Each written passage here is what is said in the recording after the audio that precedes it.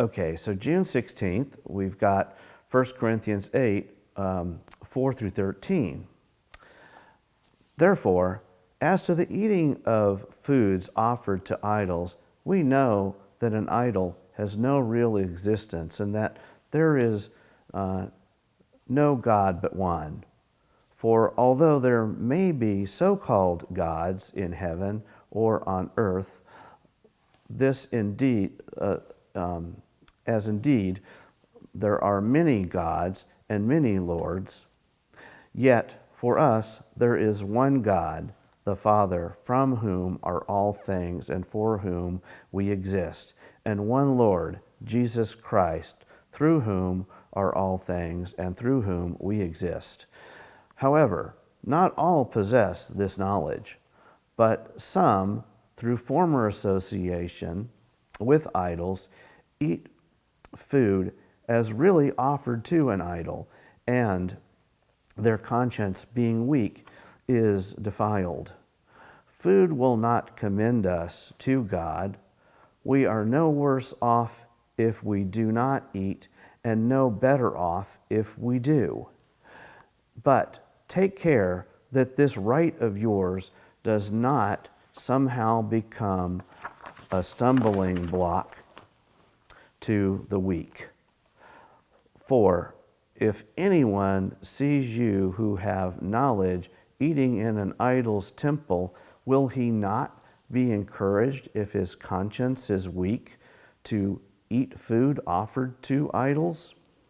And so, by your knowledge, this weak person is destroyed, the brother for whom Christ died. Thus, sinning against your brother and wounding their conscience when it is weak, you sin against Christ. Therefore, if food makes my brother stumble, I will never eat meat lest I make my brother stumble.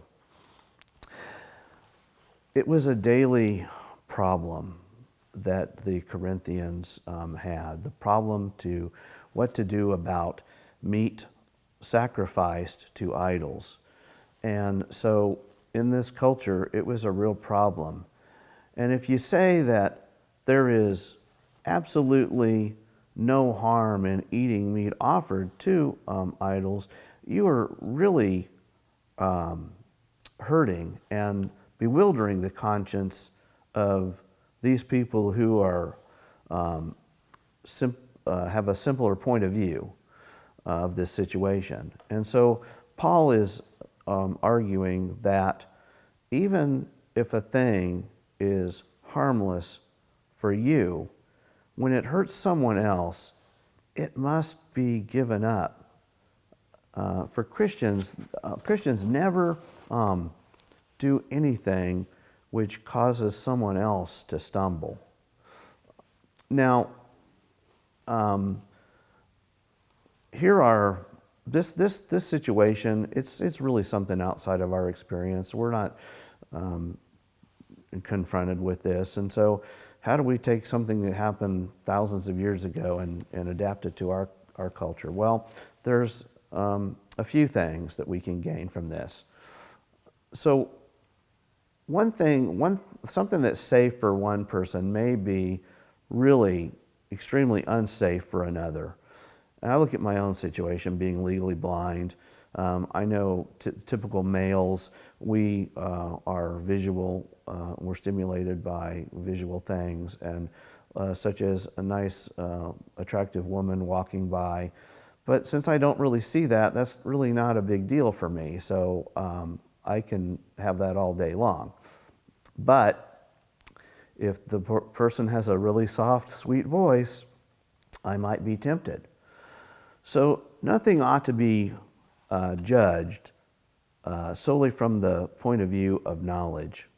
Everything ought to be judged on the point of view of love. And what was happening is, the Greeks, they prided themselves on their superior knowledge, and a lot of these people progressed in their understanding that they thought, well, because I know this is really not a real God and it doesn't really matter.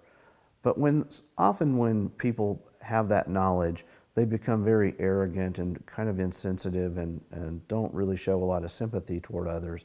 And so we need to have a different point of view. We need to view these situations through the lens of love. No one has any right to indulge in a pleasure or to demand a liberty which may be destructive to someone else.